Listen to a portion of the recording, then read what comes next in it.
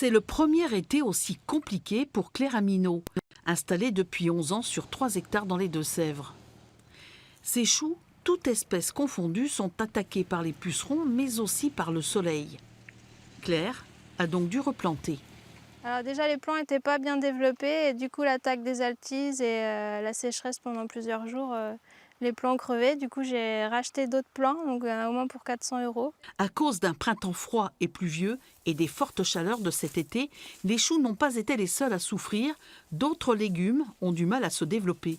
Les tomates, les aubergines, les poivrons, les haricots verts, j'ai beaucoup moins de rendement que d'habitude. Parce que c'est pareil, les premières feuilles ont grillé et après ça a eu du mal à repartir. En rendement général, il y a de la perte en tout, quoi. Entre 30 à 50% de perte. À quelques kilomètres, chez Amandine Paco, même constat. Elle a perdu 2000 plants de choux en 2 jours et ses haricots ont du mal à pousser. On voit quand même qu'ils ont manqué parce qu'ils sont courts. Ben oui.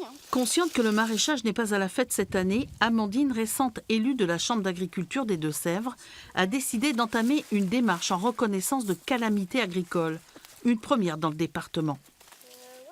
C'est l'idée de dire que nous aussi en maraîchage, ok, on n'est pas des grosses fermes, on ne fait pas forcément beaucoup de chiffres d'affaires pour le territoire, mais on est là, on vit de notre métier et quand on subit des années difficiles comme ça peut remettre en question complètement des installations qui sont assez jeunes dans le département d'ailleurs.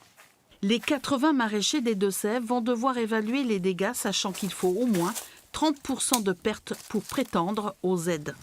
Les services de la direction départementale des territoires et la Chambre d'agriculture vont devoir effectuer un travail d'expertise sur les exploitations concernées.